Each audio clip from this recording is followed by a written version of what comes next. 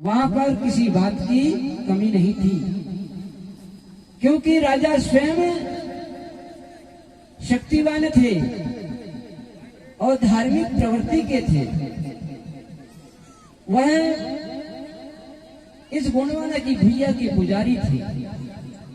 जिस समय 5 खंड धरती की राजा शंभू शेख यहाँ पर अपना राज्य स्थापित किए थे, ऐसे ही पूर्वाकोट गणराज में महाराज पुलसियों का भी राज संचालित हो रहा था। उसी समय उनका विवाह हुआ था, तो उनकी रानी का नाम था हिरवा। हिरवा रानी और पुलसियों राजा कोया वंश के थे महाराजा। एक कोयतुल सगा समाज के कौन थे? संरक्षक थे, सारी सगा समाज की देखरेख करते थे।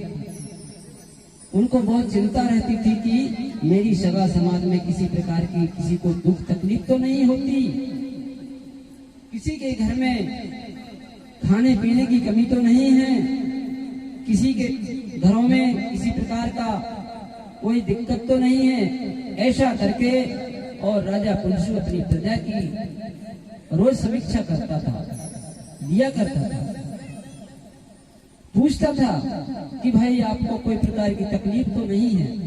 तो वहां की प्रजा सुखी जीवन यापन कर रही थी, सभी सुख शांति से रहा करते थे, क्योंकि उस समय किसी के घर में किसी बात की कमी नहीं थी। सभी के घर में सोना चांदी हीरा मोती जेवर जवाहरात सब कुछ था। सभी व्यक्ति वहां के संपन्न थे, कोई किसी की चोरी चौपंदी नहीं करता था।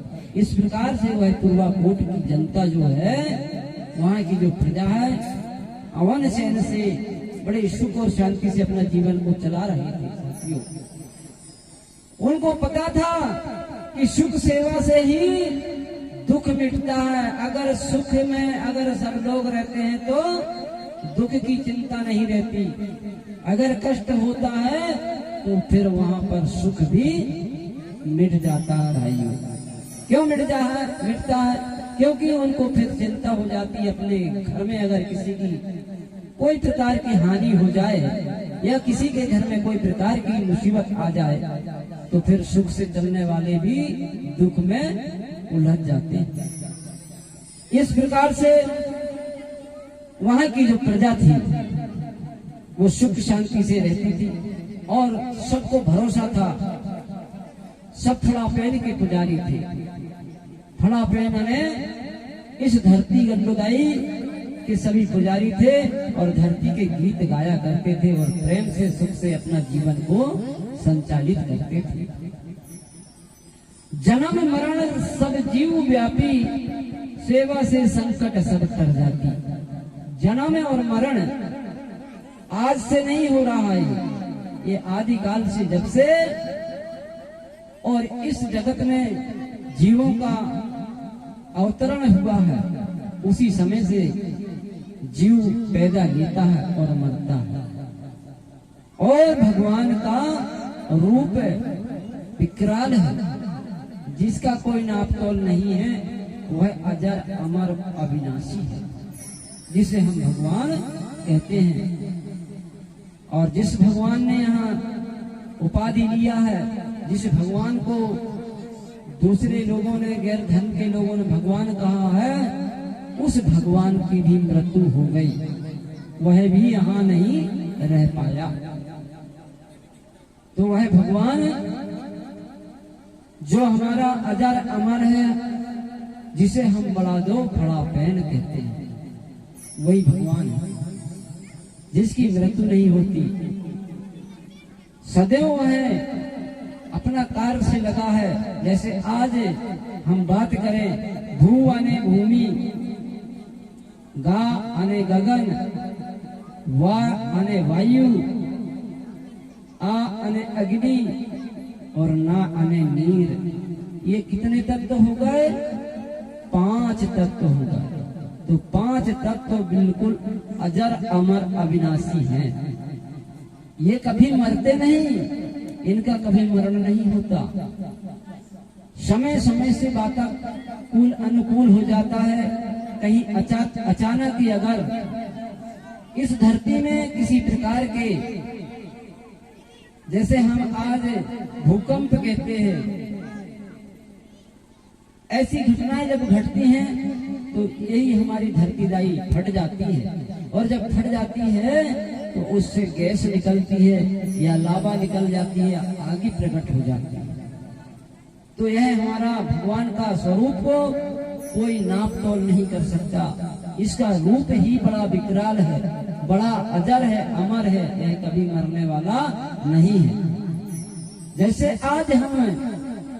आज भूमि की बात करें और भूमि के बाद में गा, भगवान, वा में वायु और आ से अग्नि, ना से नीर, ये 5 तत्व है, और पांचों तत्व आज भी हमको साथ देते हैं।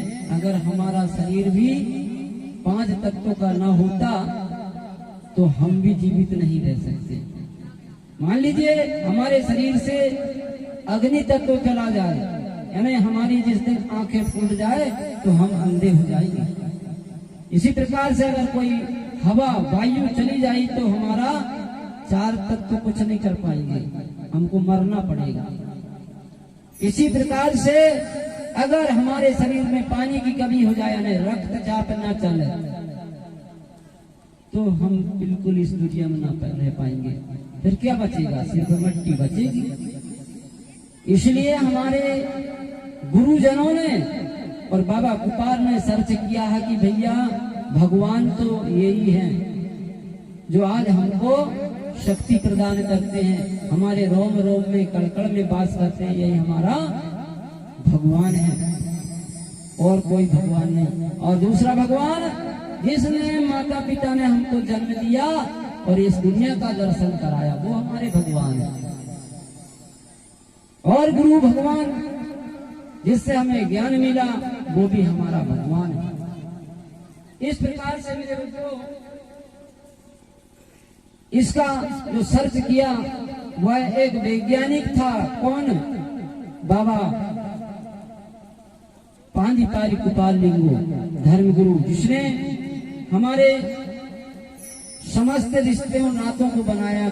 उसने नाना किसको कहना, काका किसको कहना, काकी किसको कहना, दादा किसको, दादी किसको, सारे रिश्ते नातों को बनाया।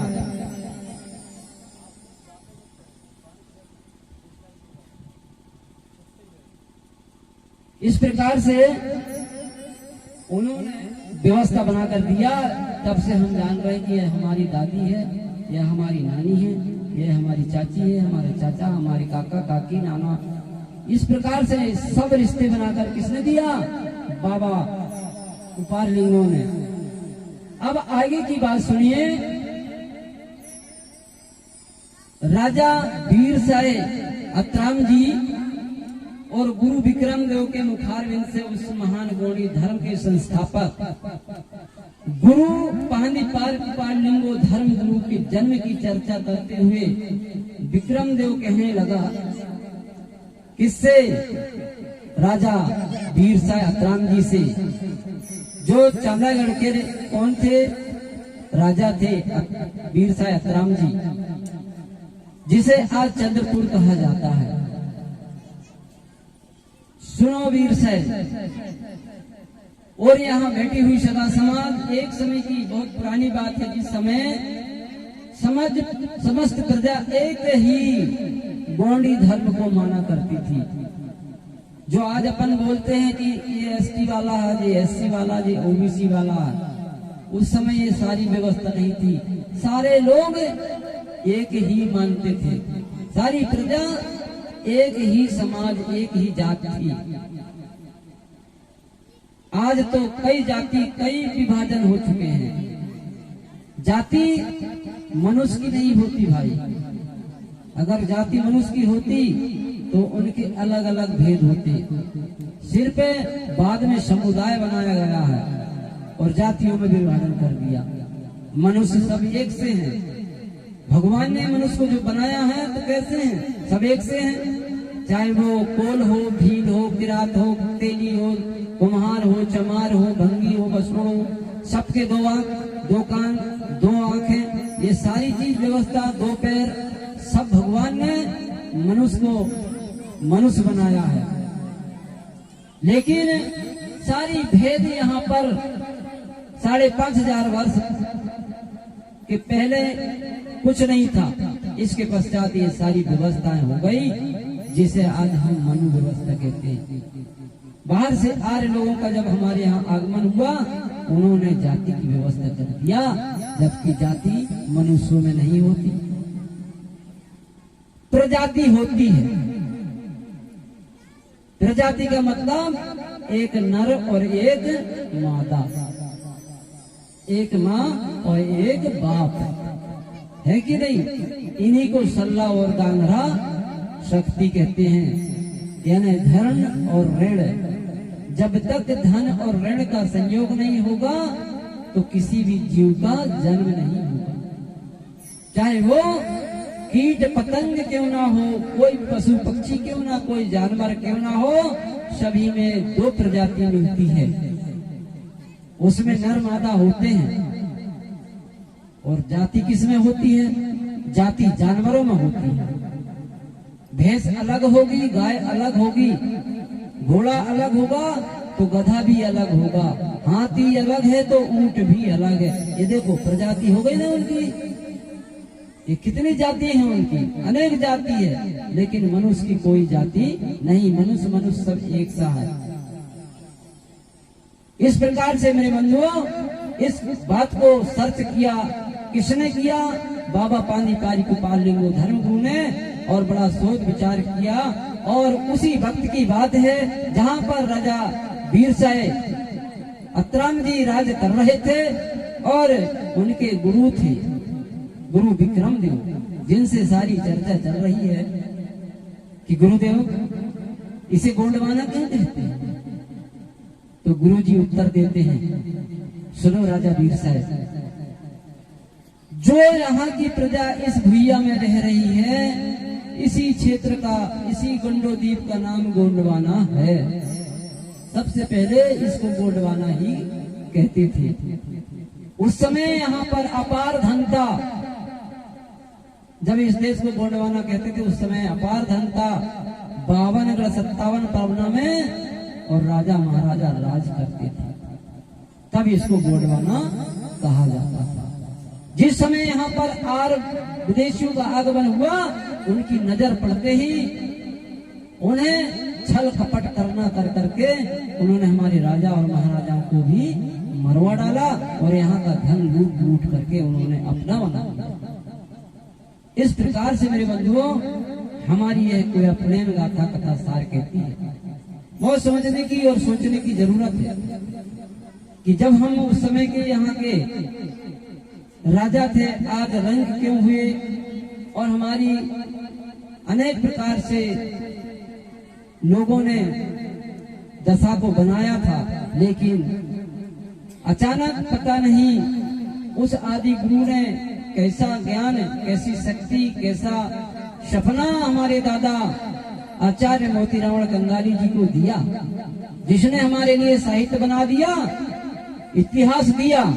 और हमारी यह कोतुल सगा समाज आज देखो तो ऐसे पंडाल बना बना करके सारी शक्तियों को जगाने लगे, और शक्तियों के साथ साथ खुद जागने लगे। अगर बात समझ में आती होगी तो ताली बजाना चाहिए। इस प्रकार से जब यहाँ पर आर्यों का आगमन हुआ था, और उस समय राजा वीरसाय का यहाँ संचालन चल रहा था, राजकाज यहाँ चल रहा था। चलिए लाइट आ गई है थोड़ा सा।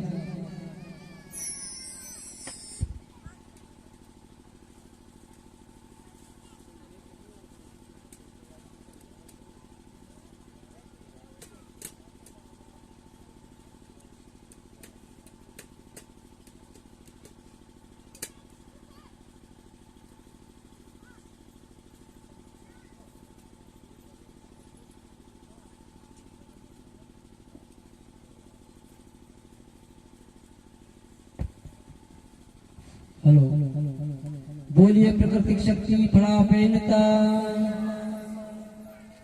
चलिए लाइट आ गई है भैया। लाइट के कारण थोड़ा सा विराम दिया जाता है। आप लोग सोचेंगे कैसे गुरु जी बंद हो गए बताते बताते। मैं चाहूंगा हमारे गोंडी गीत कलाकार थोड़ा सा अपना, ज्यादा नहीं, चंद लाइनों में गीत पेश कर देंगे।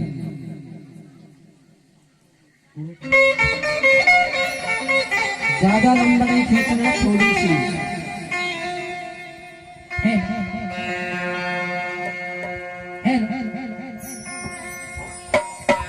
लीजिए, मैं दादाजी के नाम से गीत प्रस्तुत करता हूँ।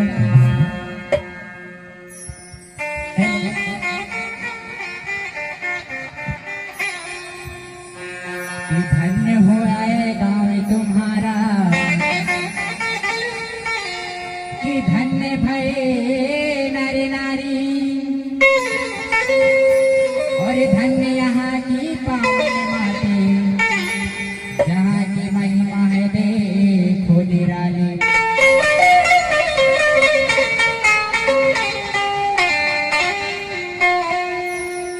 जागो जागो आदिवासी,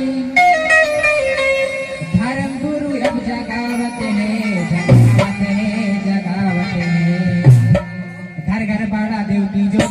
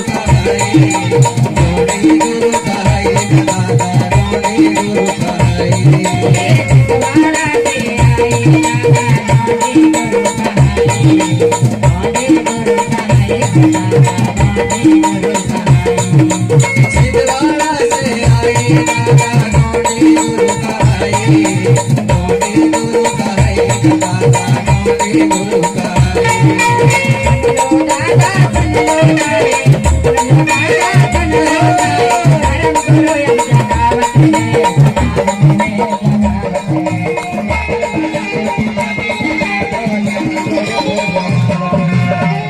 Thank you.